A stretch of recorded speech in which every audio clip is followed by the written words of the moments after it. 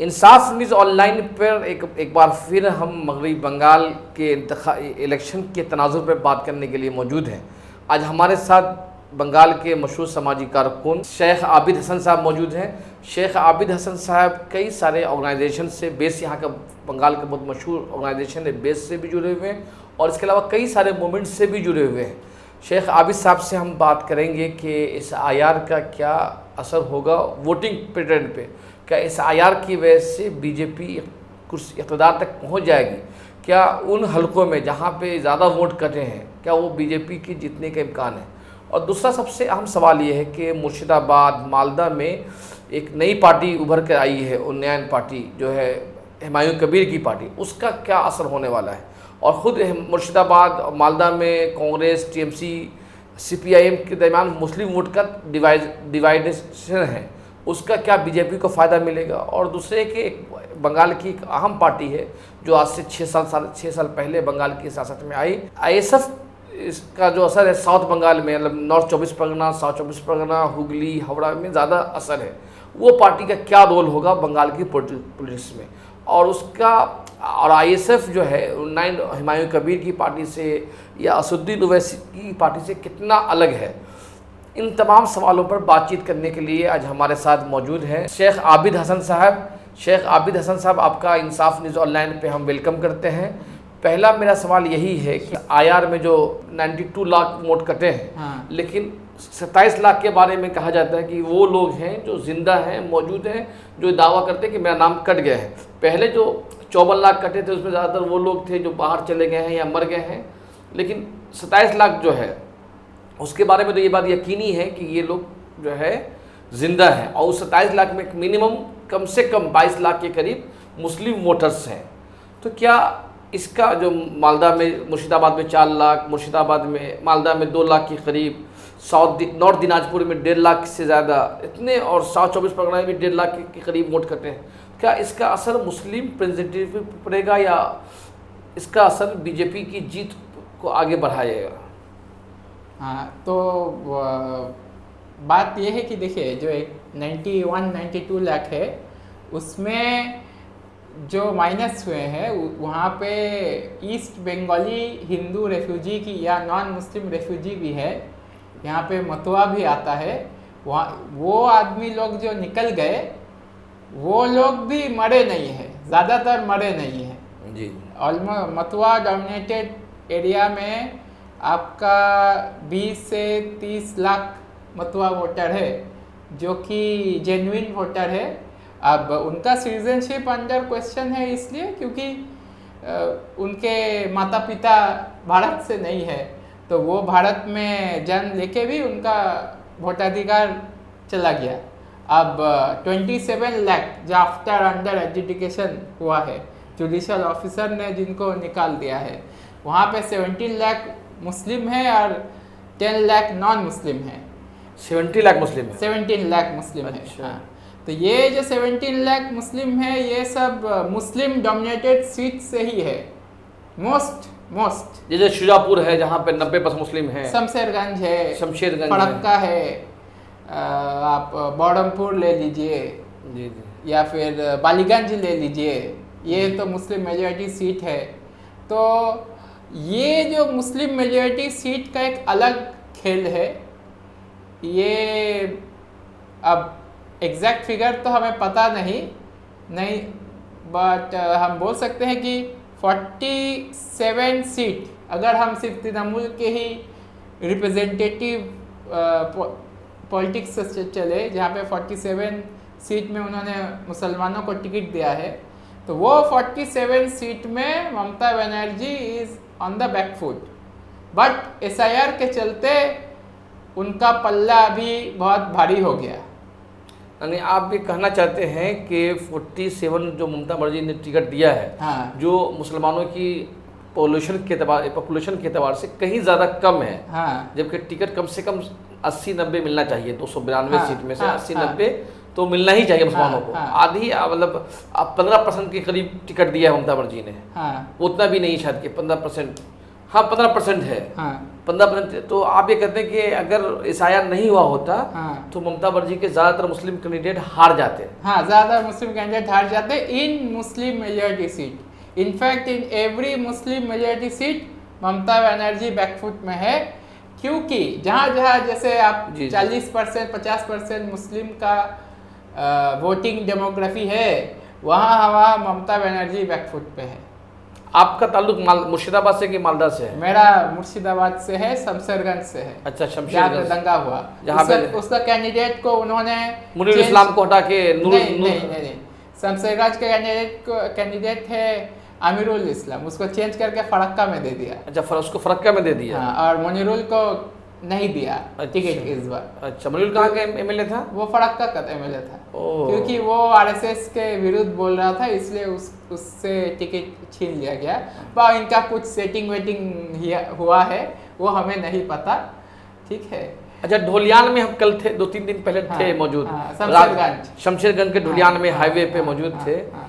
और वहाँ पे हम कई लोगों से बातचीत भी किया हम लोगों ने, तो मालूम हुआ कि यहाँ पे अमीरुल इस्लाम के टिकट कटने से, मुनीर इस्लाम को टिकट कटने से, आमिरुल इस्लाम का टिकट कटने से इसका जो कांग्रेस का जो कैंडिडेट है महताब, उसको हाँ। कुछ फायदा हो सकता है। हाँ, उसका कुछ फायदा हो सकता है। इनफैक्ट लास्ट टाइम भी जब बाई इलेक्शन वहाँ पे हुआ था, वो खलील रहमान के फैमिली मेंबर एक कांग्रेस कैंडिडेट हुआ था।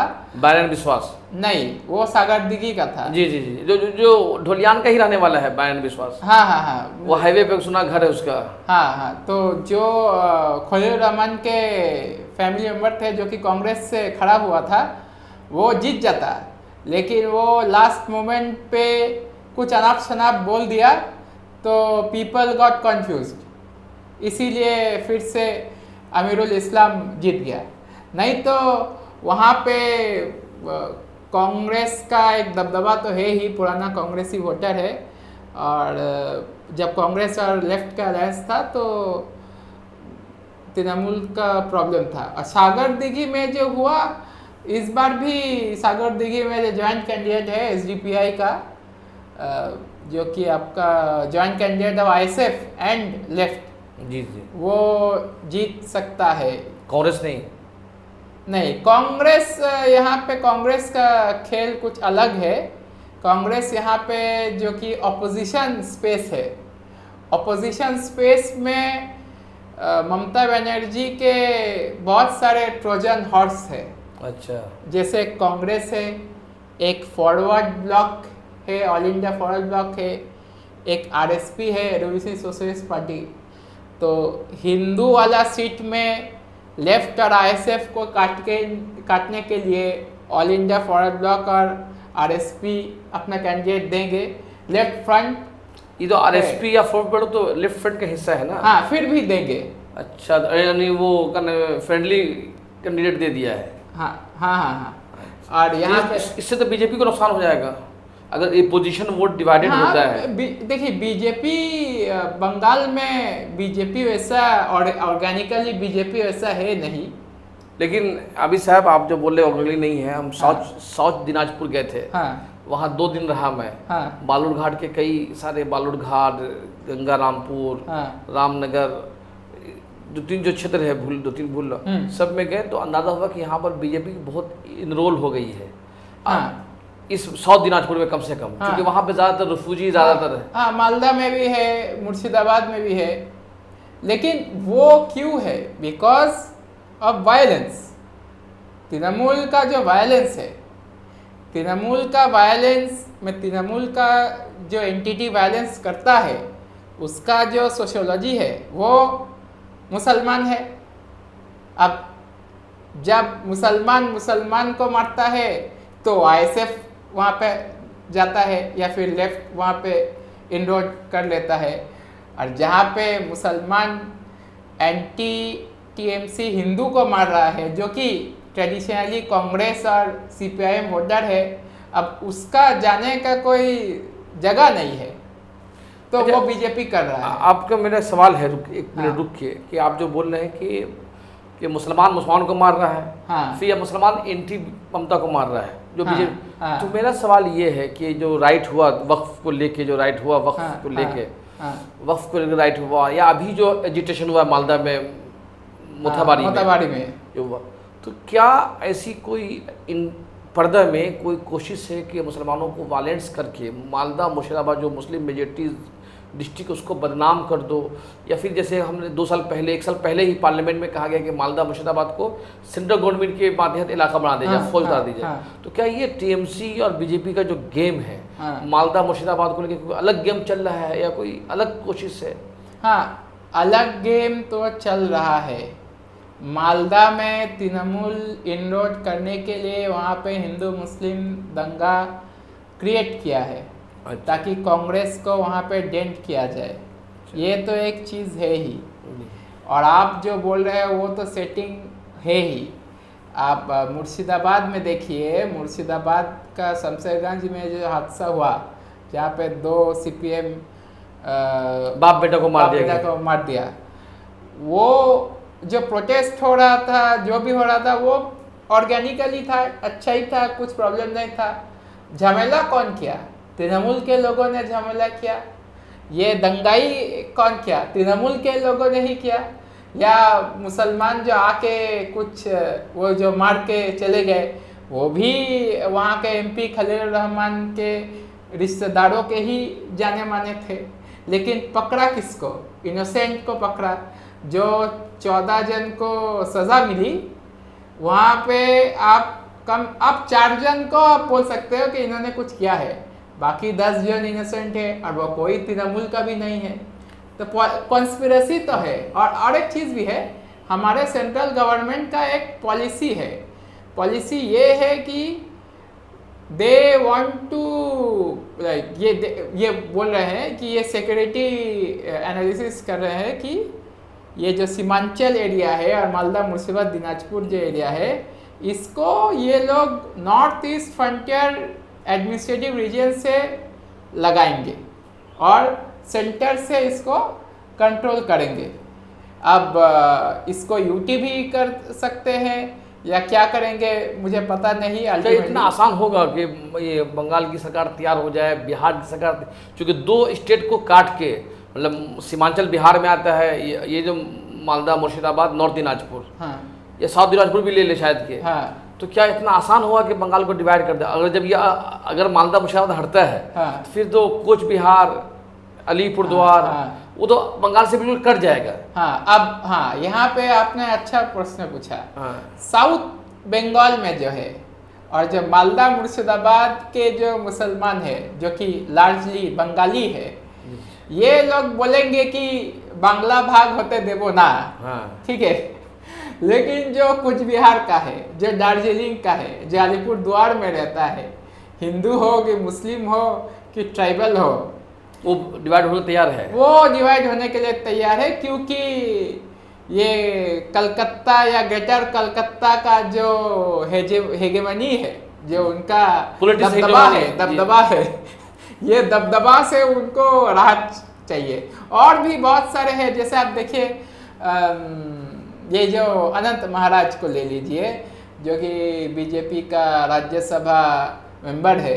वो अनंत महाराज तो सेपरेटिस्ट है, कुछ वो चाहता है कि बांग्लादेश का चीज़ भी आ जाए, इंडिया से भी अलग हो जाए, और आसाम का भी कूच बिहार, उनका जो idea of Cooch Behar kingdom और कामतापुरी किंगडम, उसको वो बोलते हैं। उसके बाद भी बीजेपी ने उसको टिकट दिया। अब क्यों दिया आप समझे, यहाँ पे भी सेटिंग है। वो राज्यसभा में जाएगा तो बंगाली लोगों को लगेगा कि ये बीजेपी अब बांग्ला को अलग कर देगा। और मैंने आप देखिए ममता बनर्जी का जो पॉलिटिक्स है, उनका तो कुछ ओरिजिनल कुछ है नहीं, सब तो रिएक्शनरी है। बीजेपी कुछ करेगा तब ममता बनर्जी कुछ करती है, तो इस हिसाब से सेटिंग तो है। अब क्या, अब कैसे बोले। चलिए, ये तो अच्छा, ये मालदा मुर्शिदाबाद इसलिए हम लोग फोकस कर रहे हैं कि वहाँ पे 23 तारीख को इलेक्शन हो रहा है, और ये तीनों जो मालदा मुर्शिदाबाद नॉर्थ दिनाजपुर थोड़ा सा उर्दू बेल्ट और बंगला बेल्ट होने की वजह से तो ज़्यादा उर्दू बेल्ट नहीं है वो, हिंदी बेल्ट है। हाँ नहीं, वो सुरजापुरी और कोट्टा मुस्लिम का है। अच्छा हाँ, अब सुरजापुरी बिरादरी का उन्होंने नाम ले लिया है। तो उस क्षेत्र में एक बड़ी बिरादरी है शेरशाह आबादी। हाँ, शेरशाह आबादी जो झारखंड इलेक्शन में बहुत ज़्यादा टारगेटेड बिरादरी थी। बिहार में भी, हाँ बिहार में, लेकिन बिहार इलेक्शन में टारगेट नहीं किया था बीजेपी ने। लेकिन झारखंड में बहुत ज़्यादा टारगेट किया था, बांग्लादेशी बोल के टारगेट किया था। तो ये मुझे बताइए आबिद साहब कि मालदा मुर्शिदाबाद में शेरशाह आबादी का क्या रोल है? एक बात, एक सवाल। दूसरा सवाल ये हम बताइए कि जो ओबीसी ए और बी का जो पहले वाला ओबीसी ए में शेरशाह आबादी था, अब ममता बनर्जी ने उसको बी में लाके उसका, जबकि कहा जाता है कि शेरशाह आबादी जो है बंगाल का सबसे बैकवर्ड बिरादरी है, मुस्लिम बैकवर्ड बिरादरी है। तो आखिर ऐसा क्यों किया ममता बनर्जी ने? उसका कितना, और उस बिरादरी का इन दो जिला में कितना वोट बैंक है? और इस दोनों जिला के अलावा भी कोई शेरशाह आबादी का वोट बैंक है? पहले तो ये शेरशाह आबादी नहीं है, ये एक बिहार का जो सेक्शन है हमारा, जो कि उर्दू कल्चरल कैपिटल को मान लिया, वो अपने आप को शेरशाह आबादी कहते हैं। नहीं तो ओरिजिनली 80 to 85% हम लोग अपने आप को शेरशाह बादिया कहते हैं। शेरशाह बादिया मैंने बादिया एक कम्युनिटी है, मुस्लिम कम्युनिटी है, बंगाली मुस्लिम कम्युनिटी है। तो बादिया में से जो शेरशाह सूरी के आर्मी में गए थे उनको शेरशाह बादिया बोलते हैं। या फिर ऐसे ही बोल सकते हैं कि वो एक शेरशाहबाद परगना था, वहाँ पे जो बांग्ला भाषा था वो बांग्ला भाषा शेरशाहबादिया बांग्ला भी हम बोलते हैं। ये शेरशाहबादिया बांग्ला सबसे पुराना बांग्ला है। जो जितने भी बंगाली स्पीकर है सारे दुनिया में 30 करोड़ जो बंगाली है, इसमें शेरशाहबादिया सबसे पुराना लैंग्वेज है। हमारा कम्युनिटी नेपाल में भी है। अच्छा। तो अब आप जो बोल रहे हैं साउथ मालदा जो है पार्लियामेंट्री कॉन्स्टिट्यूएंसी, जो साउथ मालदा है, जो मुर्शिदाबाद से सटा हुआ है, हाँ मुर्शिदाबाद है, वो पूरा शेरशाहबादिया जोन है। और शेरशाहबादिया तो कांग्रेस को वोट दिया है और कांग्रेस ने वहाँ पे कुछ नहीं किया, फिर भी कांग्रेस को वोट मिल गया। हाँ, सुजापुर से बहुत सारा वोट आईएसएफ ने भी 1 लाख वोट ऐसा शिफ्ट किया था, क्योंकि ईसा खान ने लेटर लिखा था अब्बास सिद्दीकी या नौशाद सिद्दीकी को कि आप कैंडिडेट नहीं दे, तो आईएसएफ वहाँ पे कैंडिडेट नहीं दिया था, तो वो 1 लाख या 2 लाख मार्जिन से जीत गया था। अच्छा, उसमें शेरशाह आबादी का बड़ा किरदार था। बड़ा किरदार था। ये मोताबारी जब है वहाँ पे भी शेरशाहबादिया का बड़ा किरदार था। अब शेरशाहबादिया का सोशियोलॉजी थोड़ा रेवोल्यूशनरी है। हम लोग क्रिमिनल ट्राइब भी थे, तो 1857 में जब लड़ाई ख़त्म हो गया, इंडिया इंडिपेंडेंस का लड़ाई जब 1857 में ख़त्म हो गया, सब कुछ हो गया, बहुत सारे मुसलमान ने और बाकी हिंदुओं ने मान लिया अंग्रेज़ का रूल, लेकिन हम लोग फिर भी 30 साल लड़ाई किया, तो हम लोगों को क्रिमिनल ट्राइब में डाल दिया था 30 साल के लिए। अच्छा। हाँ, तो हम उस किस्म का, हम वो टाइम में हम फ्राइडे का नमाज भी नहीं पढ़ते थे। अच्छा। हम मानते थे कि ये दिस इज़ एनिमी लैंड। तो अब हमारे में वो है। अभी बिहार के जो इलेक्शन हुआ है ना, उसमें कटिहार में एक सीट से ये शेड्यूल ट्राइब की सीट से शेरशाह आबादी का कैंडिडेट खड़ा हो गया था। तो पहले ही लोगों को मालूम हुआ कि भाई रिजर्व सीट से भी कोई मुस्लिम खड़ा हो सकता है। हाँ, नहीं वो एक्चुअली आई थिंक कन्वर्टेड मुस्लिम था, तो इसीलिए वो खड़ा हो गया। नहीं, वो शेरशाह आबादी था वो। अच्छा, शेरशाह आबादी था, क्योंकि शेड्यूल ट्राइब में आते हैं ना शेरशाह आबादी। नहीं, हमारे यहाँ शेड्यूल ट्राइब में नहीं आता। हम लोग सेंट्रल ओबीसी है, बिहार में भी ओबीसी है, बंगाल में भी ओबीसी है। ओबीसी ए थे हम जी। लेकिन ओरिजिनली 97 में जब बंगाल में ओबीसी आया था तब भी हम ओबीसी थे, लेकिन हमको पता नहीं था, क्योंकि वामफ्रंट सरकार ने ठीक से एडवर्टीजमेंट नहीं किया था, तो हमें पता नहीं था।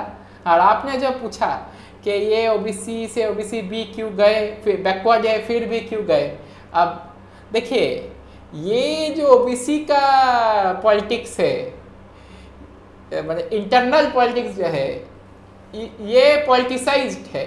ओके, ये मैं बोलूँगा तो बहुत सारे मुसलमान को खराब लगेगा, लेकिन सारे मुसलमान इन बंगाल ओबीसी नहीं होना चाहिए।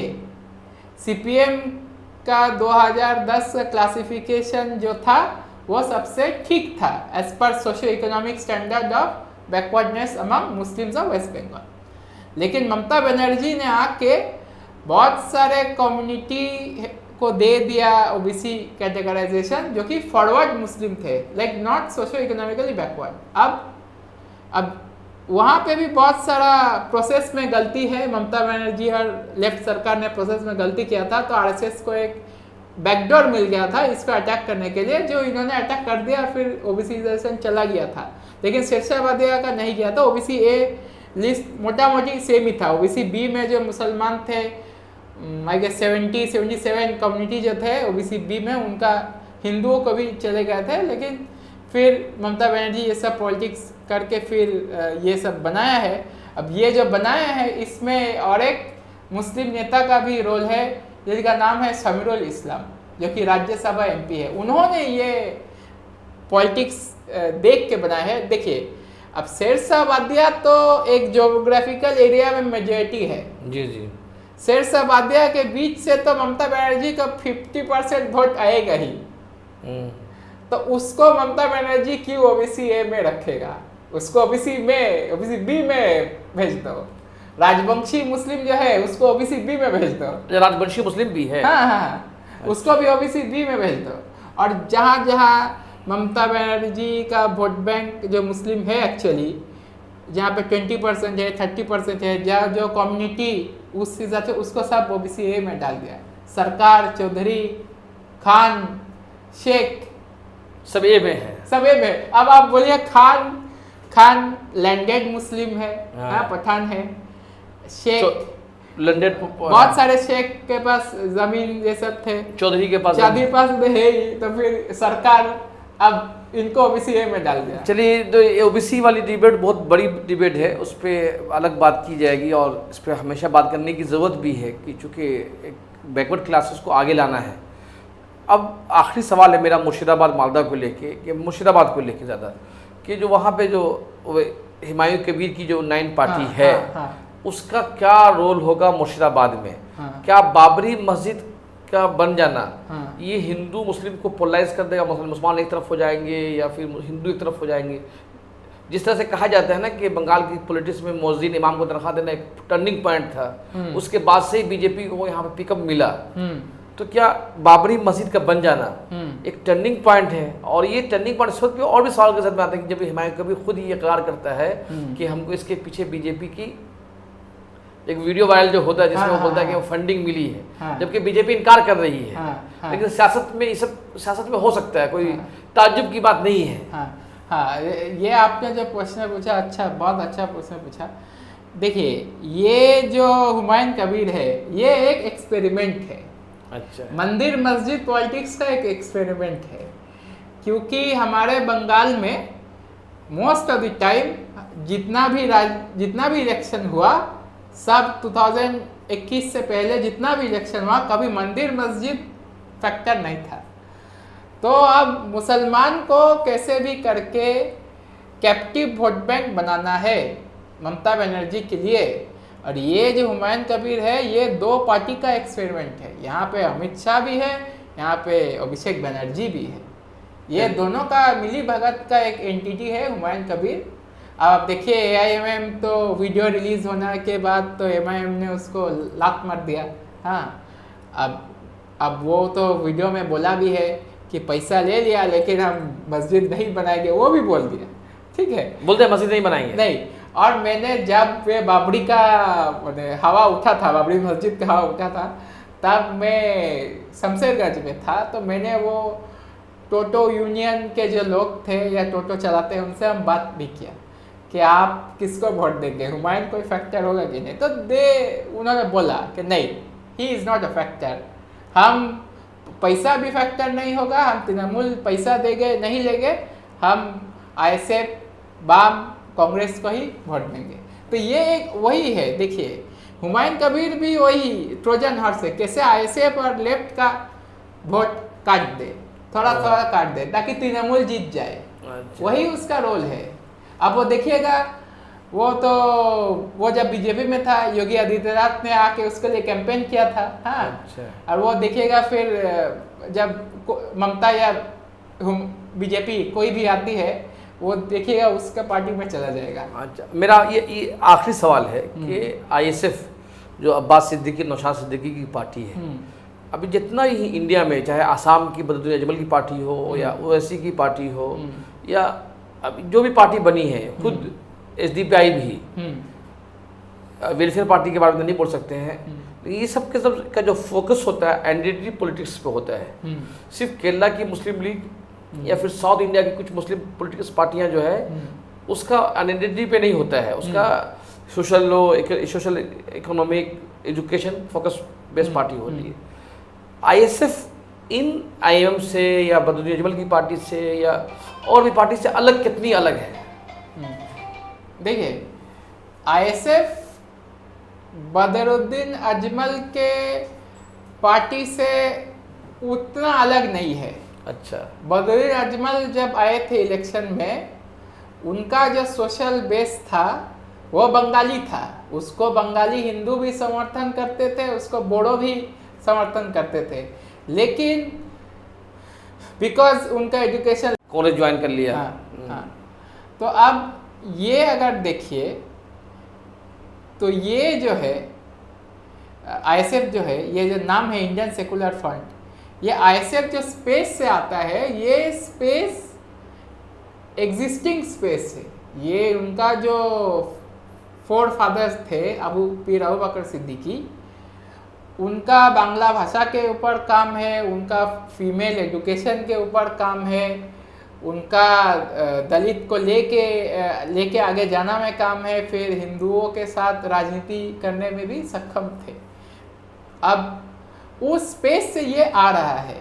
अब इनका राजनीति में होना चाहिए कि नहीं, ये तो एक क्वेश्चन मार्क है, लेकिन जब वो देख रहे हैं, उनका तो रिलीजियस स्पेस है, जब वो देख रहे हैं कि बंगाल में हिंसा हो रहा है और राजनीतिक हिंसा हो रहा है, SC ST OBC मुसलमानों का रिसोर्सेस के ऊपर बामुनबाद का कब्जा हो रहा है, तब ये लोग राजनीति में आए। और ये लोग जो राजनीति में आए, इसलिए CPM के जैसा पुराना पार्टी राजनीति कर सक रहा है, नहीं तो वो उसको नहीं आता, इतना वायलेंस है। और एक प्रश्न आपने पूछा था कि ये इमाम भाता से ही बीजेपी का टर्निंग पॉइंट लोग बोलते हैं, जैसे बोलते हैं, लेकिन नहीं, ये रॉन्ग है। अच्छा, 2018 में जो पंचायत वायलेंस हुआ, CPM को ऐसा मारा कि बीरभूम का मुसलमान भी बीजेपी को वोट दिया। हाँ, दिलीप घोष, 7 या 8 मुस्लिम मर गए थे बीजेपी के सपोर्ट में। हाँ, फिर दिलीप घोष ने ऐसा समझाया साउथ बंगाल में कि आप इस बार के लिए बीजेपी को वोट दो, तो मुसलमान जो हिंदू जो कि कभी भी बीजेपी नहीं करे, उसने भी वोट दिया, तभी 18 सीट 19 सीट उसको मिल गया। तो ये एक्चुअल रियलिटी है। अब प्रॉब्लम क्या है कि एक्सटर्नल पीपल ठीक से एनालाइज नहीं करना चाहते। वो उनको भी पता है, वो उनका एक बायस है, उनका एक एंटी कम्युनिज्म बायस है, उनका एक एंटी वर्किंग क्लास बायस है, जो कि इंडियन सेकुलर फ्रंट रिप्रेजेंट करता है। आप अगर देखेंगे इंडियन सेकुलर फ्रंट के जो मूवमेंट है, उन्होंने एक्सपेरिमेंट भी किया था। पहला साल में उनके जो 31-33 कैंडिडेट थे, उसमें से आधा तो नॉन मुस्लिम थे।